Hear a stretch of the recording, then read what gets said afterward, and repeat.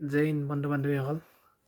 SSC GD exam দি যিসকলে মানে কি কাট অফ মাৰ্ক বৰ্তমানলৈকে ৱেইট কৰি আছে, কাট অফ মাৰ্কক ৱেইট কৰি থাকি লাভ নাই।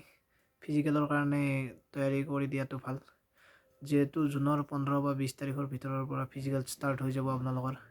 আৰু আপোনালোকে ধৰি লওক মে' 7 তাৰিখৰ পৰা 10 তাৰিখৰ ভিতৰত আপোনালোকৰ ফাইনেল ৰিজাল্ট পাই যাব। তো 15-20 তাৰিখৰ ভিতৰত যিহেতু জুনৰ ফিজিকেল ষ্টাৰ্ট হৈ যাব, যিসকলে মানে কি অলপ ভাল নম্বৰ পাইছে তো তেওঁলোকে ফিজিকেলৰ কাৰণে তৈয়াৰী কৰি দিয়ক, আৰু যিসকলে মানে কি অলপ কম নম্বৰ পাইছে তো তেওঁলোকে নিৰাশ হৈ লাভ নাই, ফিজিকেল কৰি থাকক আৰু লগতে পঢ়া শুনাও ষ্টাৰ্ট কৰি দিয়ক। কাৰণ SSC GD বুলি নহয়, অসম পুলিচৰো এডমিট কাৰ্ড অতি সোনকালে আহিছে ইলেকশ্যনৰ পিছতে। তো ধন্যবাদ, আপোনালোকে চেনেলটোৰ সৈতে জড়িত হৈ থাকক।